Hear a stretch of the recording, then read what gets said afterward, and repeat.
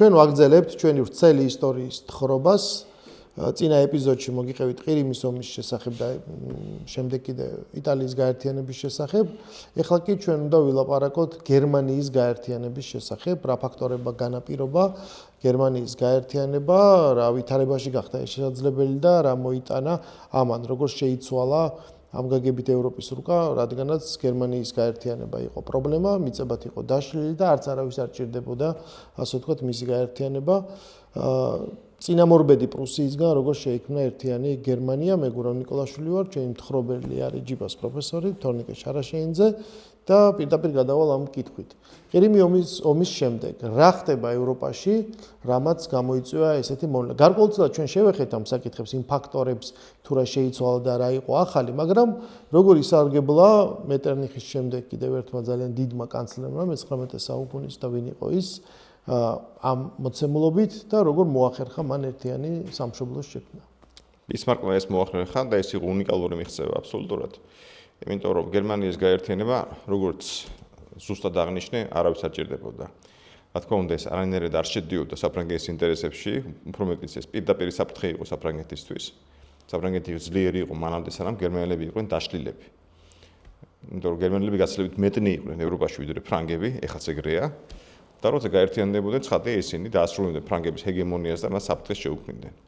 გერმანიის გაერთიანება იდეაში, რა თქმა უნდა, არ აწყობდა მაინდა-მაინც რუსეთს, თუ მეზობელი სახელმწიფოა და მაინდა-მაინც არ უნდა ცხადია იმას, რომ გვერდით ყავდეს ძლიერი ქვეყანა, ურჩევნია შედარებით სუსტი პრუსია და ასე თუ ისე შედარებით სუსტი ავსტრიის იმპერია. და კიდევ ერთი დავუმატოთ, გერმანია გაერთიანდა პრუსიის გარშემო და ცხადია პრუსიის გარშემო გერმანიის გაერთიანება არ აწყობდა ავსტრიას, იმიტომ რომ მას თავისი პროექტი ჰქონდა იდეაში გერმანიაში. ოდესღაც არსებობდა წმინდა რომის იმპერია, რომლის დედაქალაქიც იყო ვენაში. ანუ ავსტრია იყო იდეაში, ოდესღაც გერმანელების სამშობლო. მაგრამ მერე დაიშალა ეს წმინდა რომის იმპერია და დარჩა მისგან მხოლოდ ავსტრიის იმპერია. ანუ თითქმის ყველა წინააღმდეგია პრუსიის ამ პროექტის გერმანიის გაერთიანების და ამიტომაც ეს იყო ნამდვილად უნიკალური მიღწევა, მაგრამ როგორც ჩვენ ვიცით, ბისმარკი ხედავდა შანსს იქ, სადაც სხვები ვერ ხედავდნენ და რამ შეუწყო მას ხელი? პირველი ფაქტორი, ყირიმის ომში რუსეთის დამარცხება ნიშნავს იმას, რომ რუსეთი აღარ არის იმ სტატუს-კვოს დარაჯი, რომელიც შეიქმნა ნაპოლეონის დამარცხების შემდეგ და სტატუს-კვო მათ შორის გულისხმობდა რას? დაშლილ გერმანიას, 40 სახელმწიფო გერმანიის კონფედერაციას. და სანამ რუსეთი ძლიერი იყო, არ დაუშვა გერმანიის გაერთიანება, ჩვენ ამაზე ვისაუბრეთ 48 წლის რევოლუციის დროს. მეორე ფაქტორი ძალიან საინტერესო, ყირიმის ომში დამარცხების შემდეგ რუსეთს შეექმნა პრობლემები, პოლონელები აუჯანყდნენ და ეს აჯანყება იყო, რა თქმა უნდა, ძლიერი თავისკივილი და ამ აჯანყების დროს პრინციპში საბოლოო ჯამში ყველაზე უფრო ადეკვატურად მაინც იმოქმედა პრუსიამ, მან მადამაინც უად არ დაამახსოვრა რუსეთს თავი, ყველაზე უფრო ცუდად რუსეთს თავი დაამახსოვრეს ფრანგებმა და ინგლისელებმა ამ აჯანყების დროს და რუსებმა დაინახეს, რომ პოლონელები პოლონურ საკითხში, პოლონურ პრობლემაში მათ ყველაზე უფრო კარგი მოკავშირე ყავდათ ისევ პრუსია. იმიტომ რომ პრუსიელებს ასევე არ აწყობთ პოლონელების აჯანყება, იმიტომ რომ თავიანთ პოლონელები ყავდათ პრუსიის ტერიტორიაზე. პოზნანის მხარე, დღეს როცლავი რაც არის ქალაქი, აი ეს მხარე. და აი ეს ორი ფაქტორი ძალიან მნიშვნელოვანია. ამას დაემართა კიდევ ერთი ფაქტორი საინტერესო. ძალიან მალე ამ იტალიის გაერთიანებიდან გიჟური აბსოლუტურად ავანტიურა წამოიწყო ლუი ნაპოლეონმა მექსიკაში. მან მოინდომა მექსიკაში, ესე ვთქვათ, ანტიამერიკული, ანუ ამერიკის შეერთებული შტატების წინამდე რაღაც დიდი ფორპოსტის შექმნა. და მექსიკაში დასვა იმპერატორად ავსტრიის იმპერატორის ძმა, ფრანც იოზეფის მაქსიმილიანე, რომელსაც ფრანგები აკონტროლებდნენ. ეს იყო აბსოლუტური სიგიჟე, იმიტომ რომ მას საჭირდა კიდევ ფრანგული ჯარი გაგზავნა და ჩარევა, იმიტომ რომ მექსიკელები ეწინააღმდეგებდნენ სასტიკად გარედან ამ ინტერვენციას. საბოლოო ჯამში ეს ინტერვენცია დასრულდა ფრანგებისთვის კატასტროფით, ძალიან დიდი მსხვერპლით და ზარალით, მათ შორის არა მხოლოდ მატერიალური, არამედ პრესტიჟის ზარალით საკმაოდ დიდი იყო, რომ ჩაუვარდა ეს ასე სერიოზული ავანტიურა. და სანამ აი მიდიოდა ძალიან მნიშვნელოვანი მოვლენები ევროპაში, დაიწყო ევროპის გერმანიის გაერთიანების ომები, აი სწორედ ამ დროს საფრანგეთს ჯარი ყავდა გადასული, დიდი ნაწილი გადასული ყავდა მექსიკაში. მაგრამ საფრანგეთს არ ეცალა მაშინ იმისათვის, რომ ზეგავლენა მოეხდინა მიმდინარე პროცესისთვის. თლად იდეალურ მდგომარეობაში არ იყო ამისთვის. ხო, ეს ომები შენ უკვე ახსენე გაერთიანებისთვის დაწყებული ბრძოლები და ერთ-ერთი ესეთი საწყისი ომი იყო ომი დანიასთან. ხო, აი რამ გამოიწვია მათ შორის უთანხმოება, რატომ იომეს ჯერ არ გაერთიანებულმა გერმანიამ და დანიამ? დანიის ტერიტორიაში დანია იყო კონფედერაციის პრინციპით იყო მოწყობილი, იმიტომ რომ აკონტროლებდა შლეზვიგს და ჰოლშტაინს, ორ გერმანულ მხარეს. აქედან ჰოლშტაინი პირდაპირ გერმანიის კონფედერაციის ნაწილი იყო, რაც ძალიან უცნაურია. 48 წლის რევოლუციები კიდევ ერთი რაღაც იყო მნიშვნელოვანი და საინტერესო. ეს ორი მხარე, ესე თქვათ, თითქმის გამოიყო დანიას და ჩაერია მათ დასახმარებლად პრუსია, რომელიც ხადი ეხმარებოდა გერმანელებს, რომლებიც ცხოვრობდნენ დანიის ამ ტერიტორიებზე, მაგრამ მაშინ მოხდა ისე, რომ პრაქტიკულად მთელი ევროპა საბოლოო ჯამში დადგა დანიის მხარეს, განსაკუთრებით ინგლისის ძალიან მნიშვნელოვანი იყო. ინგლისი არ აწყობდა არანაირად დანიის დასუსტება. ინგლისს უნდა რომ ეს ზღვაზე გასასვლელი იყოს პატარა მცირე სახელმწიფოების ხელში. არანაირად არ უნდა რომ ზღვაზე გასასვლელი იყოს ვისი ფრანგების ხელში, გერმანელების ხელში, იმიტომ რომ მას შეიძლება პრობლემა შეუქმნან. ანუ მაკიაველის პრინციპი გააძლიერეს სუსტები და ასუსტე ძლიერები. დანიას ჯობია ქონდეს პორტები, ბელგიას ჯობია ქონდეს პორტები, რადგან ქონდეს პორტები პრუსიას, ჰოლანდიას და პატარა ქვეყნებს. კი ბატონო, პატარა ქვეყნებს, პორტუგალიას და ასე შემდეგ, ეგ მომენტია. და საბოლოო ჯამში მაშინ ამ 49 წლის მოვლენების შემდეგ ეს პრობლემა გადაიჭრა ამ ორი დანიური გერმანული მხარის, შლეზვიგი და ჰოლშტაინის ლონდონის პროტოკოლით და დაალაგდა ყველაფერი დანიაში შევიდა კონფედერაციის, ესე ვთქვათ, საფუძვლებზე. მაგრამ მე რა მოხდა? დანიაში გარდაიცვალა მეფე და ახალ მეფე უნდა ასულიყო ტახტზე, აღმოჩნდა რომ მეფეს არ ყავს მემკვიდრე ვაჟის მხრიდან, ბიჭის ხაზით მემკვიდრე არ ყავს და გოგოს ხაზით ახალი მეფე უნდა ავიდეს, ქალიშვილის ხაზით უნდა ავიდეს მეფე ტახტზე. და აი ამ ორ გერმანულ მხარეში, რომელიც შედის დანიის შემადგენლობაში, შლეზვიგი და ჰოლშტაინი, მოქმედებს სალიკური სამართალი, რომელიც სრობს მხოლოდ და მხოლოდ მემკვიდრეობის გადაცემას, ტახტის გადაცემას ბიჭზე, ბიჭიდან ბიჭზე და ასე შემდეგ.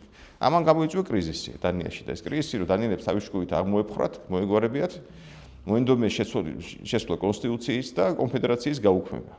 ნუ ეს თავისთავად ცხადია დარღვევა ამ ლონდონის შეთანხმების და ასევე დარტყმა ძალიან გერმანელებზე ძალიან სერიოზული. ახლა ბევრი რო არ გავაგრძელოთ, საბოლოო ჯამში ეს ყველაფერი გადაიზარდა დანიასთან ომში. დანიასთან იომეს ერთდროულად პრუსიამაც და ავსტრიამაც ავსტრიაც ვერ გაეთიშა ამ აბაბს, იმიტომ რომ მისი პრესტიჟის ამბავი იყო გერმანელებს არ თმევენ მიწას, უნდა ჩაერიოს ცხადია, ხო თუ პრეტენზია აქვს, რომ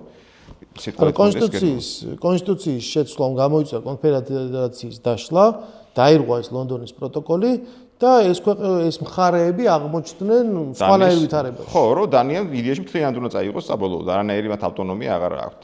და იწყება თვითგამორკვევისთვის ბრძოლა, ხო. ინგლისელები ცდილობდნენ დაიცვან დანია, მაგრამ ეხლა ინგლისელები არასოდეს არ მოქმედებენ კონტინენტზე მარტოდ, ხო? მათ ფლოტი ყავთ ძლიერი, მაგრამ მარტო ფლოტი არა საკმარისი, ჯარიც გინდა რომ გადასხარ ამერიკოს კონტინენტზე. ინგლისელებმა დაიწყეს მოკავშირის ძებნა დანიის დასაცავად. ეხლა მოკავშირე უნდა იყო 4 დიდი სახელმწიფოდან. აქედან 2 ჩართულია დანიის წინააღმდეგ ომში, ავსტრია და პრუსია. რჩება ვინ? საფრანგეთი და რუსეთი. ეხლა რუსეთი რა თქმა უნდა ყირიმის ომში დამარცხებულია, აქედან დაიწყო და მეორეც ეხლა ინგლისთან მანდამის კარგი ურთიერთობები არ აქვს. და დანიის დასაცავად გაუშვოს ეხლა ჯარი პრუსიის წინააღმდეგ გიომოს, როცა პრუსია რეალურად მისთვის ძალიან ლოიალური პარტნიორია, ეს სისულელია, ხო? ანუ რუსებმა ცხადია ძალიან ცივი ვარით გაისტუმრეს, საკმაოდ ცინიკური ვარით გაისტუმრეს ინგლისელები. ნუ დარჩა მეორე ვარიანტი, აი საფრანგეთი. ხო, ძალიან კარგი მომენტი ერთი, როცა ინგლისელებმა გადაწყვიტეს, რომ ესე თქვა ეპოვათ პარტნიორი, მოკავშირე, რომ დანია დაეცვათ, გამოაცხადეს ტექსტია ძალიან საინტერესო, რომ თუ ვინმე გაიწევს დანიაზე, აღმოაჩენს, რომ დანია მარტო არ იქნება. ანუ ეს დიპლომატიური ენაზე ნიშნავს იმას, რომ ეხა ინგლისი ეძებს მოკავშირეს, რომ დანია დაიცვას. დარჩა საფრანგეთი მარტო. საფრანგეთს ამ დროს ჯარის ნაწილი გაშუღული ყავს მექსიკაში. ეს ერთი და მეორე კიდევ საფრანგეთის იმ პერიოდში ლუი ნაპოლეონის რაღაცა გიჟური იდეები შემოაწვა იმ დროს. ეს გიჟური იდეები შემოაწვა პოლონეთში აჯანყების დასრულების შემდეგ, პოლონელების დახმარებას ცდილობდა, მაგრამ ვერ დაეხმარა და გამწარდა ძალიან და მოითხოვა რაღაცა დიდი ევროპული კონფერენციის ჩატარება, სადაც ტერიტორიების გადანაწილება მოხდებოდა. იმდენად გიჟური იდეა იყო, რომ ეგრევე ჩაუგდეს ინგლისელებმა. ინგლისელებს განაწყენებული იყო. როცა ინგლისელები მივიდნენ და უთხრეს, რომ მოდი დამეხმარე დანია დავიცვათ, ლუი ნაპოლეონმა უთხრა არა. ვერ დაგეხმარებ. და ჩაიშალა დანიის დაცვა ამგვარად. როცა ინგლისელებმა დაინახეს, რომ დანიას ვეღარ იცავენ, მეორე ძალიან საინტერესო განცხადება ინგლისელების, ეხლა ვინც დანიას დაესხმება თავზე, შედეგებისთვის მთელი პასუხისმგებლობა მას დაეკისრება. ეს განცხადება ნიშნავს იმას, რომ მოკავშირე ვერ ვიპოვეთ, ომში ვერ ჩაებმებით, ხელების დაგვიბანია.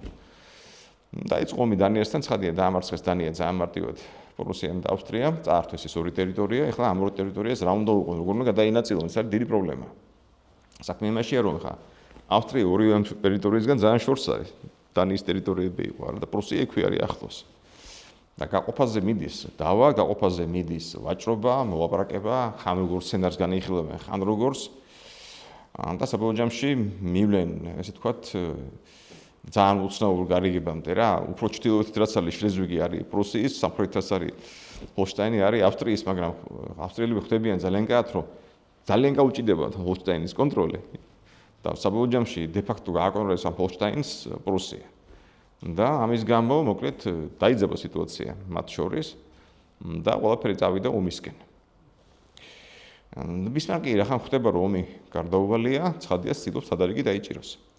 მას იმედი აქვს რომ რუსეთი ამ ომში არ ჩაერევანაირად, ის იქამდე რუსეთში მსახურობდა ელჩად, იცნობს ძალიან კარგად მათ, იცნობს ძალიან კარგად მეფე ალექსანდრეს, იმპერატორ ალექსანდრე მეორეს, მასთან ძალიან კარგი ურთიერთობა აქვს და ცხადია ისევე როგორც ყველა ჭკვიან ადამიანმა ევროპაში იცის მან ძალიან კარგად რომ ყირიმის ომის შემდეგ რუსეთი ჯერ კიდევ ესე ვთქვათ იშუშებს ჭრილობებს და ეხლა არ დაიწყებს ჩარევას არანაირად. მით უმეტეს ავსტრიის მხარეს რუსეთი არ ჩაერევა, ცხადია ხო, ავსტრიას დაბოღმილია ყირიმის ომის გამო.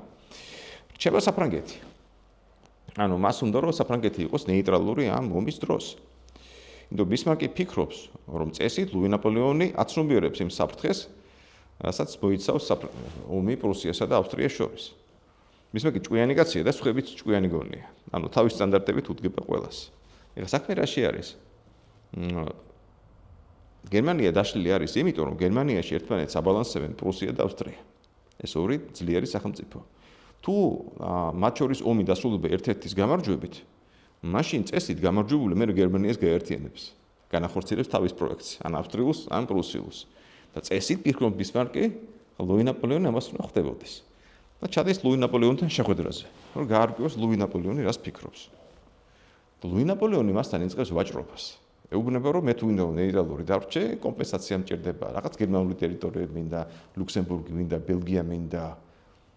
და ბისმარკს რა თქმა უნდა ამ დროს ბისმარკისთვის ეს არის სასწაული სიურპრიზი, ძალიან კარგი სიურპრიზი. ის ხვდება რომ რახან ლუი ნაპოლეონი იწყებს ვაჭრობას, ის ვერაცნობიერებს საფრთხეს. რაც შეიძლება მოყვეს ამ ომს. ამიტომაც ეუბნება რომ ყველაფერს პირდები. რაც გინდა წაიღე. ბელგიაც წაიღე თუ გინდა, არა პრობლემა არანაირად.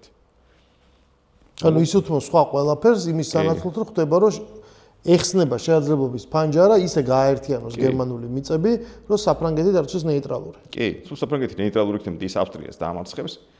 გერმანიაში პრუსიას უკვე შემაკავებელი ავსტრიის სახით აღარ ყავს და მე იდეაში გერმანიის გაერთიანება გაცილებით მარტივი იქნება. ლუი ნაპოლეონი ამას რატომღაც ვერ ხვდება. იმიტომაც ვერ ხვდება, რომ უყურე რა შეასაქმე. ეხლა ჩვენ ყოველთვის როცა რაღაცაზე მჯელობს, რაღაც მოვლენაზე, ეხლა მიდის ომი იმაში ირანში, ხო? როგორ უკეთებთ ომს, პროგნოზებს ომში ირანზე? ვიხსენეთ ბოლო ომს, აი იყო ბოლო ომში, უკრაინაში გაიწელა და ამიტომ ფიქრობს ბევრი ახაც შეიძლება გაიწელოს. ლუი ნაპოლეონი უყურებს იმ დროს მაშინდელ მივლინდანე ომებს. მაშინ იყო ომი ამერიკაში სამოქალაქო ომი, რომელიც გაიწელა, ეს ერთი. ხო. ანუ ფიქრობს რომ დიდი შანსია რომ აი გაიწელოს ომი ავსტრიასა და პრუსიას შორის, ეს მე საფრანგეთს მაწყობს. დაუხოციათ გერმანელებს ერთმანეთი. ამიტომ ფიქრობს ამას. ეს ერთი. და მეორეც მას ეუბნებიან რომ წესით პრუსიას უფრო გამარჯვების უკეთესი შანსი ექნება გაცილებით ამ ომში, ვიდრე ბოდიში ავსტრიას უფრო მეტი ექნება ომში გამარჯვების, ვიდრე პრუსიას. ამიტომაც ის ფიქრობს რომ კი ბატონო იუმონ მე პრინციპში ავსტრიის გამარჯვების არ მეშინია, იმიტომ რომ ავსტრიას უმომრავი სისუსტე აქვს. ამ სისუსტეების გამოყენება მე შემიძლია. ეს სისუსტე მათ შორის ვენეცია, იტალიური ტერიტორია. ხო და ამ დროსთან ბისმარკი ფიქრობს იმაზე, რომ იპოვოს ავსტრიის წინააღმდეგ მოკავშირე. ერთ-ერთი მოკავშირე ვინც შეიძლება იყოს, ვინც შეიძლება იუმოს, ხადია არის იტალია, რომელსაც არ დაუსრულებია ჯერ ბოლომდე გაერთიანება, ვენეცია არის, ტიროლიც ასევე არის ავსტრიის იმპერიის ხელში და ბისმარკი ელაპარაკება იტალიელებს. იტალიელები შედიან სიამოვნებით ხადია ბისმარკთან მოლაპარაკებებში. ლუი ნაპოლეონს მათ ამისკენ მოუწოდებს, რომ დაელაპარაკეთ პრუსიელებს. მიდის მოლაპარაკებები ძალიან სერიოზული. ავსტრია ცდილობს ხადია რომ თავი დაიზღვიოს ომისგან და ფრანგებს თხოვს რომ იქნებ იტალია დააკავოთ, იტალია არ ჩაებას ომში. და საბოლოო ჯამში საქმე იქიდან მიდის რომ ლუი ნაპოლეონი თავის შუაში მიიღებს ძალიან კარგ გარიგებას ავსტრიის იმპერიასთან. ამ გარიგების მიხედვით ავსტრია უთმობს ვენეციას, იტალიას, ლუი ნაპოლეონისთვის ეს არის ძალიან დიდი შვება, იმიტომ რომ ის ძალიან განიცდის, რომ იტალიელები შუაგზაზე მიატოვა და ვენეცია რომელსაც შეპირდა, ვერ დაუბრუნა. პლუს ამას ავსტრიელები ძებენ პირობას, რომ ირო დამთავრდება რაინის აქეთა მხარეს, სამხრეთ მხარეს, იქ დაუტოვებენ რეალურად საფრანგეთს, რომ საფრანგეთთან შექმნას ის ბუფერული სახელმწიფო. ოღონდ აქ ერთი პრობლემაა, რომელსაც ლუი ნაპოლეონი ისე და ისე არ ითვალისწინებს. ეს კარგი სცენარია საფრანგეთისთვის მხოლოდ იმ შემთხვევაში, თუ კი ავსტრია გაიმარჯვებს. ხო. ამიტომ პრუსიის გამარჯვებას ის სერიოზულად მანდ-მაინც არ განიხილავს. თუმცა ამავე დროს გავიხსენოთ, ბისმარკი მას შეპირდა ყველაფერს, ხო? თუ გამიმარჯვებ ამ ომში, ბელგია შენი იყოს, ლუქსემბურგი შენი იყოს, ასე ყველაფერი შენი იყოს. ანუ ფიქრობს, რომ რას კარგავ იუმულ ერთმანეთში. ერთი გამიმარჯვებს ტერიტორიები დამრჩება, მეორე გამიმარჯვებს ტერიტორიები დამრჩება და ასე შემდეგ. რატო არ ელოდა ის პრუსიის გამარჯვებას? იმიტომ რომ იმ დროს არა მხოლოდ ავსტრია, არამედ სხვა გერმანული სახელმწიფოები თითქმის ყველა განწყობილი იყო პრუსიის წინააღმდეგ. როცა ომი დაიწყო ავსტრიასა და პრუსიას შორის, უმეტესობა გერმანული სახელმწიფოების ჩაება ომში პრუსიის წინააღმდეგ. ეს თითქოს გამოწვეული. ძალიან მარტივ მიზეზია. ეს გერმანული სახელმწიფოები ვერ ეგუებიან პრუსიის ამბიციებს და მარტივად იღებენ ავსტრიის ჰეგემონიას. რატომ? იმიტომ ავსტრია არის გერმანიის ვერავაკე. ცენტრია, პრესტიჟულია ძალიან და პრუსია არის გარეუბანი. მაგრამ ეხა აჩხუბე ვერელი და ვაკელი გარეუბნელთან რომელიმე ვერევა. ხო. გარეუბნელი მეტნი არიან და ასე შემდეგ, ხო, როგორც წესი, უფრო მეტი ხალხი იცხოვრობს ეხლა. ცოტა ისეთი ანალოგიაა. და როცა ომი დაიწყო მოკლედ, პრუსიამ დაამარცხა მარტივად. გერმანული სახელმწიფოების დაამარცხა ავსტრიას. ერთ-ერთი სერიოზული ფაქტორი, რის გამოც პრუსიამ გაიმარჯვა ომში მარტივად, იყო ჯერ კიდევ სულ შუა პირველ გამოშვებაში ვახსენეთ, რომ ნაპოლეონთან დამარცხების შემდეგ პრუსიამ გაატარა ძალიან ეფექტური სამხედრო რეფორმა. და მას ძლიერი ჯარი ყავს და მეორე ფაქტორი იყო განვითარებული ძალიან პრუსიაში რკინიგზის ქსელი, რომელიც მეშვეობითაც ძალიან სწრაფად დაასრულეს მობილიზაცია, ძალიან სწრაფად ახდენდნენ ჯარის გადასროლას ერთი ფრონტიდან მეორეზე, ერთი მიმართულებიდან მეორეზე და ასე შემდეგ. დაამარცხეს. როგორც კი დაამარცხეს პრუსიელებმა ავსტრიელები, ბისმარკმა მაშინვე გააფორმებინა მეფეს ავსტრიასთან სამშვიდობო შეთანხმება. მეფე ითხოვდა, რომ ვენა აეღოთ და ამის შანსი პრუსიელებს ჰქონდათ. ბისმარკი წავიდა კატეგორიული წინააღმდეგი და დაითანხმა დიდი ჩხუბის და დიდი აყალმაყალის შემდეგ დაითანხმა მეფე იმაზე, რომ ვენა არ აიღეს და გააფორმეს სასწრაფოდ ავსტრიასთან შეთანხმება. იმიტომ რომ ბისმარკი ხვდებოდა ძალიან კარგად, რომ ვენაში შესვლა გამოიწვევდა აუცილებლად უკვე საფრანგეთის ჩარევას ამ ომში. საფრანგეთმა ჩარევა ვერ მოასწრო. ისე სწრაფად დამთავრდა ყველაფერი. და ბისმარკმა უთხრა, რომ მე ამბიცია არ მაქვს არანაირი. თითქმის არაფერი არ მიმაქვს, მხოლოდ ეს ორი ყოფილი დანიური ტერიტორია მიმაქვს და კიდე ერთი რაღაცა მინდა. ჩრდილო გერმანია იყოს ჩემი სამხედრო, ესე ვთქვათ, ლიდერშიპის ქვეშ. სამხედრო მეთაურობის ქვეშ. და ლუი ნაპოლეონი უთხრა, კი ბატონო, კარგი, მშვენიერ მე ამაზე თანხმდები, ოღონდ კომპენსაცია რო შემპირდი, არ დავივიწყოთ. ბისმარკმა უთხრა, ცხადია, კომპენსაციას არ დავივიწყოთ, ამაზე ვილაპარაკოთ. რა სიტუაცია მივიღოთ გერმანიაში ავსტრიის დამარცხების შემდეგ? გერმანიის კონფედერაცია, რომელიც შეიქმნა ნაპოლეონის დამარცხების შემდეგ, დაიშალა. ავსტრია ცალკეა, პრუსია იქცა ჰეგემონად ჩრდილო გერმანიაში და სამხრეთ გერმანიის შედრე პატარა სახელმწიფოები ცალკე კონფედერაციაში გაერთიანდნენ თავიანთთვის. და ამ დროს ლუი ნაპოლეონი ახსენებს ბისმარკს, რომ შენ ხო შემპირდი ტერიტორიულ კომპენსაციას. მომეცი გერმანული ტერიტორია მომეცი. ბისმარკმა უთხრა, რომ გერმანულ ტერიტორიას ვერ მოგცემო. და კიდევ ერთი ძალიან საინტერესო რაღაცა გააკეთა. ლუი ნაპოლეონის ეს მოთხოვნა გააგებინა სამხრეთ გერმანულ სახელმწიფოებს და უთხრა, ხო უყურებთ ფრანგები კვლავაც გვემუქრებიან, ამიტომ თქვენ შემოდით პრუსიასთან ჩუმად ალიანსში. იმათმაც გააფორმეს პრუსიასთან ალიანსი, ჩუმად, წარად, ყოველგვარი ხმაურის გარეშე. მერე წავიდა ვაჭრობა, ლუი ნაპოლეონი ითხოვდა ბელგიას და ლუქსემბურგს. ბელგიის თაობაზე ბელგიაზე ბისმარკი ხვდებოდა ძალიან კარგად, რომ ეს ძალიან საშარო საქმე იყო. ამიტომაც ინგლისელებს ჩუმად გააგებია, რომ ფრანგები ითხოვდნენ ბელგიას. ბელგია ინგლისისთვის ძალიან მტკივნეული თემაა, იმიტომ რომ ბელგიის სანაპირო პირდაპირ უყურებს ინგლისს. ამიტომაც ხადია, ინგლისელებს არ უნდათ, რომ ბელგიის სანაპირო ჩაუვარდათ ხელში ფრანგებს. უჩერენ, რომ ამიტომ ბელგია დამოუკიდებელი იყოს. ნუ ცხადია ინგლისში დაპანიკდნენ, რომ საფრანგეთს ბელგია უნდა.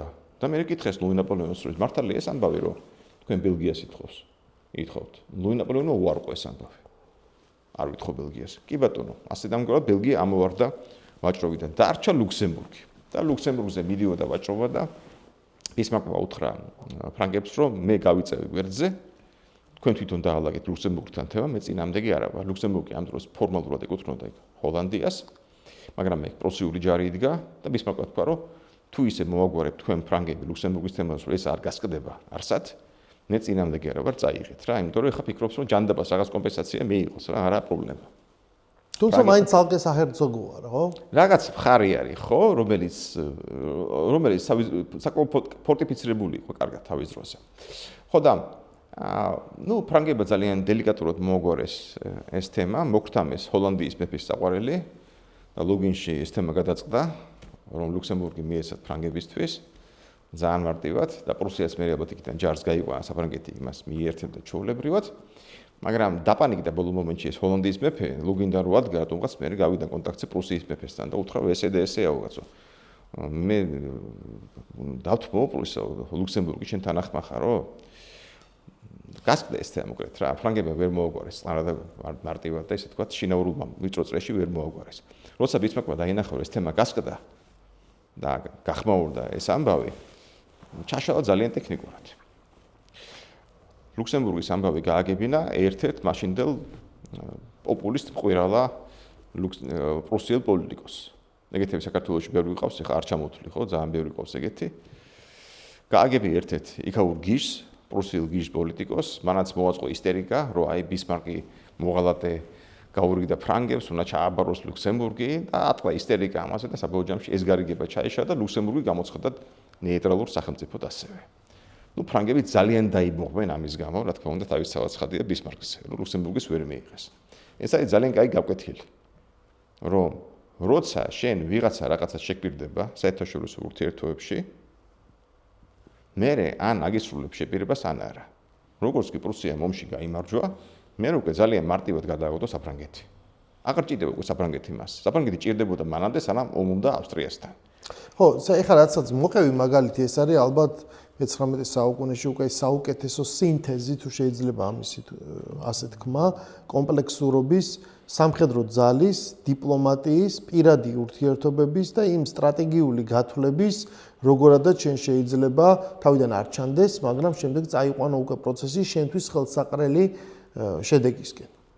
და აქ ძალიან კარგად ჩანს აი ეს დიდი ქვეყნების ინტერესები, როგორ ეკიდებიან პატარა ქვეყნებს, თუმცა ამ პატარა ქვეყნებსაც თავის სათქმელი აქვს და სად დომინირებს სამხედრო ძალა, სად დიპლომატია.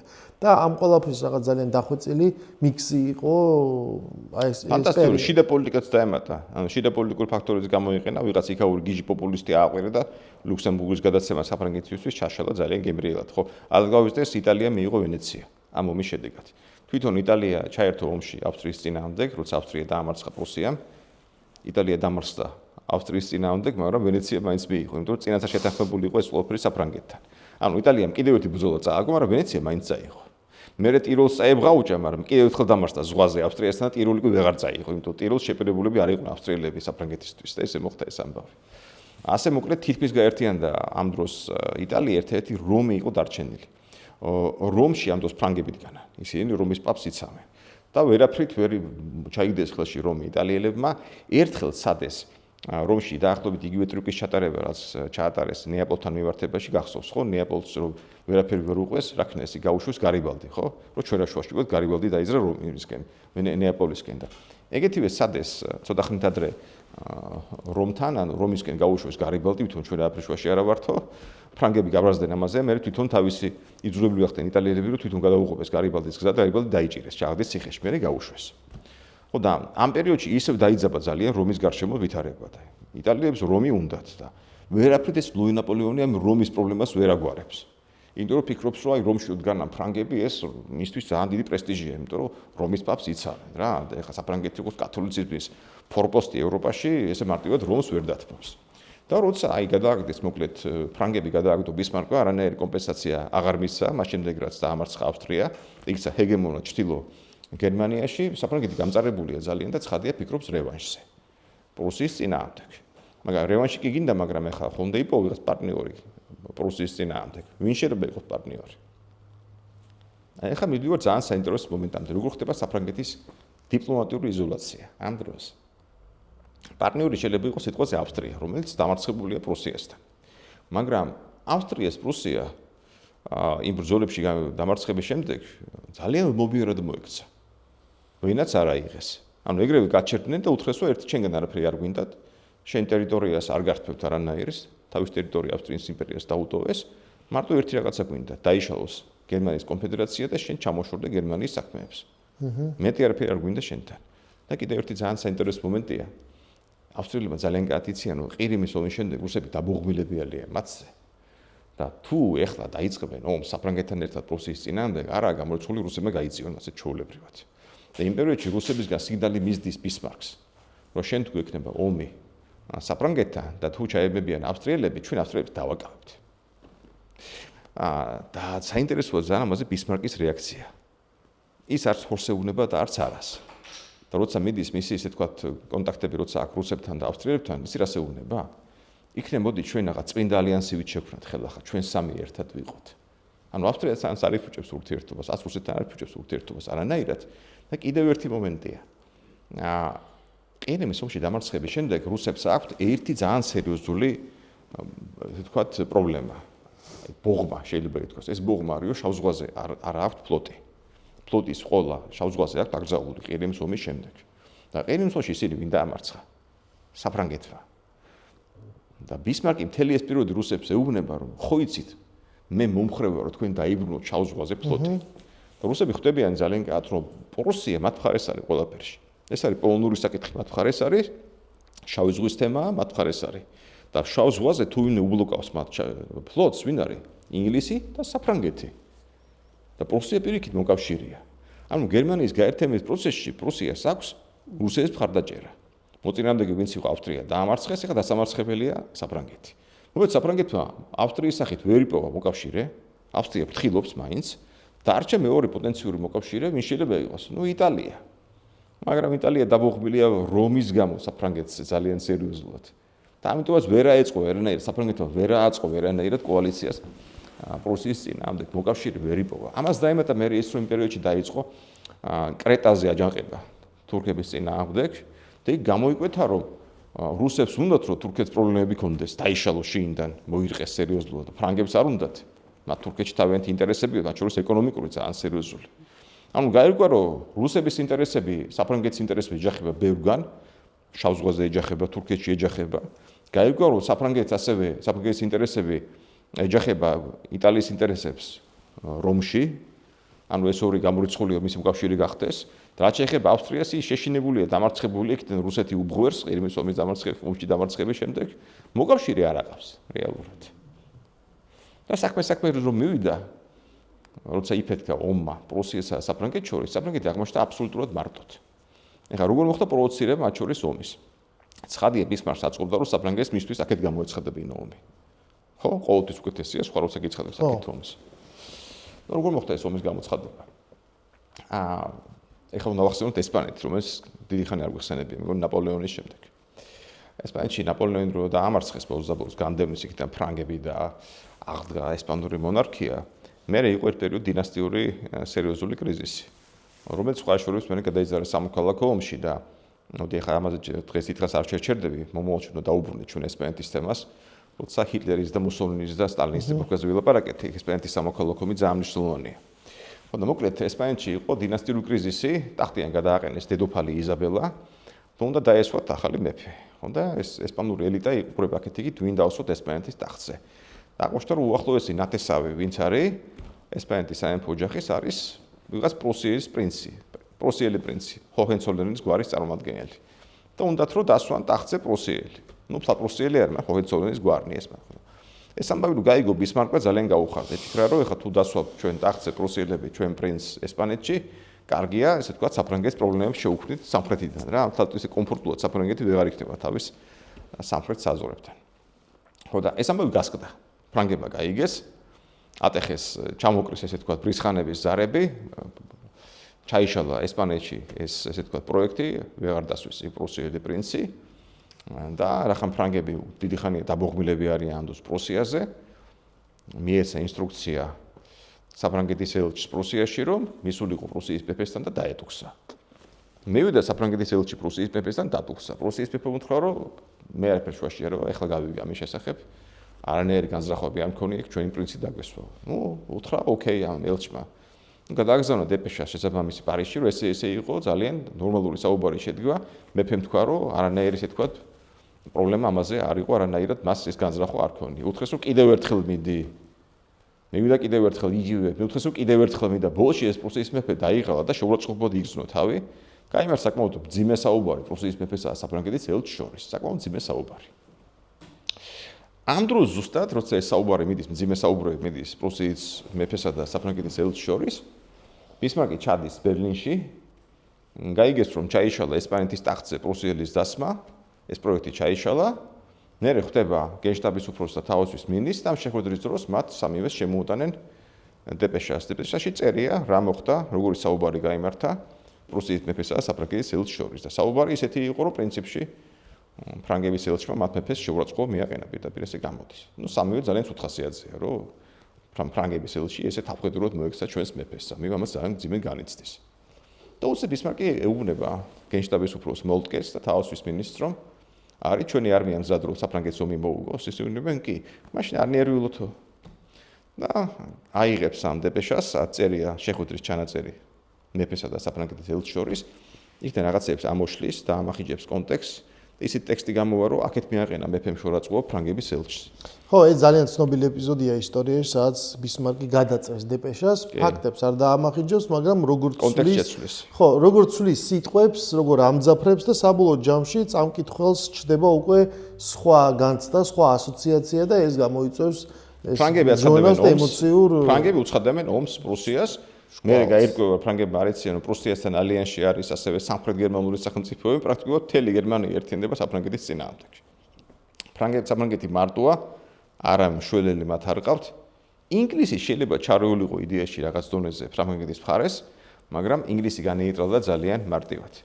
ბისმარკ ჰქონდა მიწერ-მოწერა საფრანგეთთან, რომელშიც ფრანგები ითხოვდნენ ბელგიას და ჩვენ გავიხსენოთ როცა მე ინგლისელებმა კითხეს ლუი ნაპოლეონს შენ გინდა თუ არა მათ რა ბელგია ლუი ნაპოლეონმა ეს უარყო და ბისმარკმა გადასცა ეს მიწერ-მოწერა ფრანგებთან, რომელშიც ფრანგები ბელგიას ითხოვენ, გადასცა ინგლისურ პრესას. გაზეთ ტაიმსში დაიბეჭდა წერილი, სადაც ეს ორიგინალი წერილი დაიბეჭდა, რომელშიც ფრანგები ითხოვენ ბელგიას. რა გამოვიდა? ფრანგებმა მოატყუეს ინგლისელები, სიენდულეში ბელგიას ითხოვდნენ და პლუს ამას საფრანგეთს თუ ბელგიის მიტაცება უნდა, საფრთხე ინგლისისთვის. და ისეთი ანტი-ფრანგული, ესე ვთქვათ, კამპანია ატყდა ინგლისში, რომ ინგლისის მეფეს მთავრობას რომც მოენდობინა დახმარებოდა საფრანგეთს, ეს უკვე შეუძლებელი იყო. იმიტომ ინგლისი ამ დროს, ასე თუ ისე დემოკრატიაა, იქ ძალიან ბევრს წყვეტს საზოგადოებრივი აზრი, ძალიან ბევრს წყვეტს მედია. და მთავრობა რომც მოინდომოს რაღაცა მედია და საზოგადოებრივი აზრი მას დააბრკოლებს. ანუ რა ქნა ბისმარკმა? ინგლისს მოუძებნა თავისი გასაღები. სად არის გასაღები? მედია, საზოგადოებრივი აზრი. რუსეთს მოუძებნა გასაღები, როგორც მეტერნიხმა, ერთი კაცი, იმპერატორი. გადასავალი ურთიერთობა აქვს იმპერატორთან. და მთელი ეს პერიოდი აწყვეტებს მას, რომ ხო იცი, როგორც კი ყველაფერი დამთავრდება, შენ დაიბრუნებ შავზღუდე ფლოტს და მე ამაში მხარს დაგიჭერ. როგორც კი საფრანგეთი მარცხდება, რუსეთი ამბობს, რომ ჩვენ ვიბრუნებთ შავზღუდე ფლოტს. და ვერა ხმას ვეღარ იღებს, ვიღა ამისი გამჩერებელი. ესე მორჩა ეს ამბავი. იწყება ომი პრუსიასა და საფრანგეთს შორის. პრუსია იმარჯვებს, დაატყვევებენ თვითონ პირადად ლუი ნაპოლეონს. როგორც ლუი ნაპოლეონს დაატყვევებენ, მას ეგრევე პარიზში გამოაცხადებენ დამხობილად.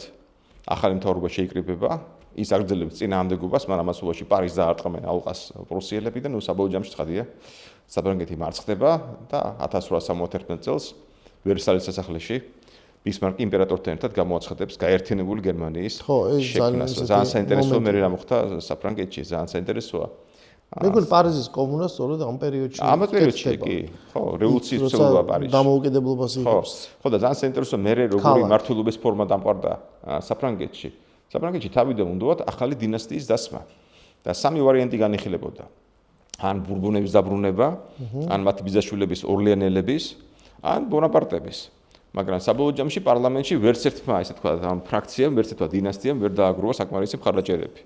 და ამიტომაც რახან ვერც ერთმა დინასტიამ საკმარისი მხარდაჭერები ვერ დააგროვა, თქვენს რომ მოდი მაშინ რესპუბლიკა გამოაცხადოთ, იძულებით მოხდა. ხო, ოღონდ მე რამდენადაც მახსოვს ეს რესპუბლიკა ესე არ გადაწყვიტეს, ის რამდენიმე წლის განმავლობაში იყო ეს მცდელობა.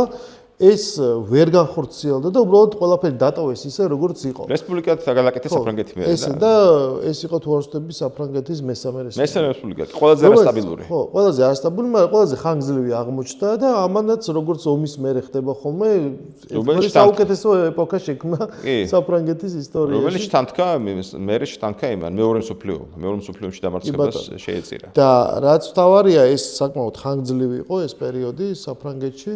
შემდეგ ვერსალში გამოცხადა გერმანიის გაერთიანება. ეს ძალიან დაუნცირებელი საფრანგეთის. ძალიან დაუნცირებელი. ეს რა თქმა უნდა რთული მოსანელებელი იყო, მაგრამ ამიტომ დიდხანს გაგრძელდა.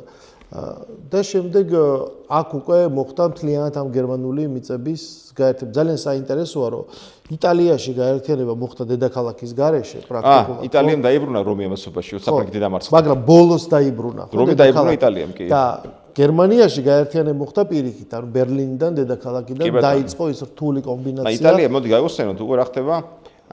იტალია საერთიანებას სარდინია და სარდინიის დედაქალაქი ტურინი იყო. და თავი რაღაც პერიოდი ტურინი იყო იტალიის დედაქალაქი, რაღაც პერიოდი ფლორენცია იყო. სანამ ბოლოს რომი დაიბრუნეს, მაშინ როცა საფრანგეთი დამარცხდა პრუსიასთან, მაშინ დაიბრუნეს რომი. ანუ უყუროთ, იტალია თვითონ ვერაფერს ვერ ახერხებს. მაგრამ ყოველთვის აღმოჩნდება ხოლმე საჭირო დროს, საჭირო მომენტში, გამარჯვებული მხარეს, ისტორიის ორ მხარეს.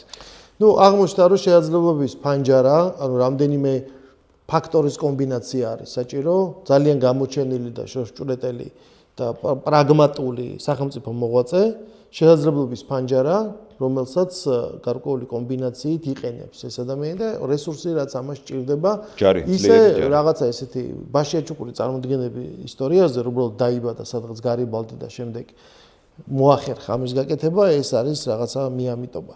ესე არ ხდება ისტორია. პრინციპში გერმანიის გაერთიანების საკითხი, ეს ეპიზოდი ჩვენ შეგვიძლია ამითი დავასრულოთ და მოვრჩეთ. ბისმარკის სახე ალბათ არის რაღაცეებში ასახული რაღაც ხელოვნების ნაწარმოებში, იმიტომ რომ ძალიან შთამბეჭდავია და ალბათ დღემდე რჩება ესეთ გამორჩეულ ფუძემდებელ მამად. ნუ თად ისე ნაპოლეონებით არა. მე ვიტყოდი რომ რაშია საქმე, მე რაც დავაკვირდი. რახან მეორე მსოფლიო ომში დამარცხების შემდეგ მოხდა გერმანიის დემონიზაცია, ბისმარკზეც ერიდებიან ფილმების გადაღებას თვითონ გერმანელებიც კი. და ეგ კი არა ეხა ოდესღაც ChatGPT-ს ვთხოვე რომ ბისმარკის ესე თქვა გერბი გაეკეთებინა წარმოსახვით და ვარ მითხრა. რა შეიძლება ბისმარკი რაღაცა გერმანული რაღაცა სიგიჟები მითხრა მე დაპასუხოთ. ხო და ბისმარკზე ერთ-ერთი ნორმალური ფილმი რაც მე მინახავს გადაღებული ჰიტლერის დროს. და კარგი ფილმი, არანაირი ნაცისტური პროპაგანდა იქ არ არის, მაგრამ ახან გადაღებული ჰიტლერის დროს შემთხვევით აღმოჩინე YouTube-ზე და არსად არ მინახავს არც ტელეარხზე. არანაირი ტელეარხზე არ მინახავს. ძალიან კარგი ფილმია, სერიოზული და სამწუხაროდ დაამჩენი ფილმები თვითონ არ მინახავს ფიგურებს ბისმარკი ვისკონტის ფილმში იმაზე მეფე ლუდვიგზე. იქ ფიგურირებს. მაგრამ დაამჩენი ისეთი არაფერი. აი განსაუთრებული წინავდეს ფილმებში ვერა. იმიტომ რატო? გერმანიის დემონიზაციის გამო. გერმანიის დემონიზაციის გამო რეალურად ეხა ასევე არ ჩანს არსა თითქმის ასევე შტრეზემანი, წინვალი გერმანელი დიპლომატი, რომელიც ჰიტლერამდე არის გერმანიაში და ცდილობს გერმანიის, ესე ვთქვათ, დაალაგებას და გერმანიის ურთიერთობის აღდგენას დაარჩენ ევროპასთან. აი ეს არის პრობლემა ძალიან სერიოზული. ანუ მასობრივ ხელოვნებაში ჩაკლეს გერმანიის, ესე ვთქვათ, შემქმნელები. ხო, დამხმარებელი მამა. კი. კი, იმიტომ რომ ეს არის უკვე როცა ფაქტი როცა ისტორიას წერს გამარჯვებული და გამარჯვებულს არ ჭირდება იმის აღორძინება. არაწყობს მისი გმირების წარმოჩენა კარგად არანაირი. მათ შორის ბისმარკის რომელსაც ხალხი არანაირი ხელი არ აქვს ნაცისტთან, რა სისულელეა, ხო? ხო, იქ უბრალოდ იმ დროში ვერ მოესწრებოდა და შესაბამისად ამიტომ მისთვის პატივის მიღებაც ხდება სწორედ იმ პერიოდში, როცა დიდი გერმანიის აღორძინების იდეა მის დამარცხებამდე რაღაცა უფრო მეტსაც ვიტყვი, ბიოგრაფიები ძალიან ცუდაა ბისმარკზე. ნორმალური ბიოგრაფიები რაც არ გასაკვირი, იმიტომ რომ სტალინზეც ნორმალური ბიოგრაფიები ეხლა ხან გამოჩნდა, ასე საინტერესოა და უმთავრესი არ გამოგვრჩეს ჩვენ გერმანიის გაერთიანება მოშალა პრინციპში ევროპაში ძალთა ბალანსი. უცებ ისეთი ქვეყანა გაჩნდა ევროპის შუაგულში, რომელიც ვეღარ ჯდებოდა ძველ ბალანსში. და ალბათ ეს იყო მთავარი სისტემური მიზეზი ორივე მსოფლიო ომის დაწყების. იმიტომ რომ ასე თუ ისე ჩვენ ვნახეთ ნაპოლეონის დამარცხების შემდეგ შექმნილმა ბალანსმა დაიცვა ევროპაში მშვიდობა, ყირიმის ომი იყო, მაგრამ ოკეი, გადააგორეს და მე დაუბრუნდა ასე თუ ისე ნორმალურ ყოფას. მაგრამ აი უკვე გერმანიის გაერთიანებას მოყვა მსოფლიო ომები, კატასტროფული ომები ორივე. იმიტომ რომ იქნება პრაქტიკულად უკვე ახალი იმპერია თავისი ამბიციებით, რომელსაც ძველი იმპერიებთან შედარებით მას ჭირდება იმ თავისი იმპერიულობის შექმნა, იმიტომ რომ კოლონიები სხვადასხვა რეგალიები რაც გააჩნიათ იმპერიას გერმანიას არ აქვს და მას აქაც იბადება ეს კონცეფტი ამ სასიცოცხლო სივრცის რომ მას ჭირდება საკმარისი კი მას ჭირდება საკმარისი სივრცე საკმარისი სიძლიერე იმისათვის რომ იყოს თვითყოფადი და არ იყოს დაქუცმაცებული და ბალანსის კონცეფციაში მოქცეული ხო და კი მართებულად აღნიშნე და შემდეგ როცა მივალ ჩვენ ეპიზოდებში აი ამ პერიოდის თხრობაზე მე უფრო გამოჩნდება. ამით უკვე შეგვიძლია სუფრახან ვახსენე ხა რეალურად ხო შევადაროთ უხე შედარება, მაგრამ საერთაშორისო ურთიერთობები გავს რესტორანს. სუფრასთან შედან დიდი სახელმწიფოები, შედარებით სუსტი სახელმწიფოები მათ ემსახურებენ ოფიციანტებად, მათ შორის ყველაზე უფრო გამორჩეული არის ალბათ მეტრდოტელი, ანუ თავარი ოფიციანტი, როგორ ქვია, ხო? კიდევ უფრო სუსტები არიან სამზარეულოში, საჭმელს აკეთებენ და ყველაზე უფრო უბედურები არიან მენიუში. სუფრაზე არიან და მათ ჭამენ ჩვეულებრივად. ხო. და იმ სუფრაზეც არის სხვადასხვა იერარქია და მაგიდები და დიდები და პატარები. ვის რა ხდება, ვის რა საჭმელად. ხო, ეს ცოტა რთულია თანამედროვე ადამიანისთვის ამისე აღქმა. ეხლა თანდათანობით პროცესები ისე ვითარდება, რომ ეს დრო ბრუნდება და არც არავინ ამას არ მალავს, მაგრამ ბოლო რამდენიმე ათწლეულის განმავლობაში შექმნილი მედია საშუალებების პროდუქტი ადამიანის წარმოდგენა არის სხვანაირი. რომ არა არსებობს რაღაცა უზენაესი კანონმდებლობა, საერთაშორისო ურთიერთობების სამართალი, თანასწორობა და თითქოს ეს რაღაცას იცავს და ეხლა ჩვენ როცა ამ პოდკასტს ვჭერთ, ჩვენ თვალწინ ეს სამყარო იმსხვრევა. კი ბატონო. ამ ყველაფერზე ამ მსხვრევაზეც და შემდეგ სხვა გამარჯვებებზეც უკვე შემდეგ ეპიზოდებში მოგითხრობთ.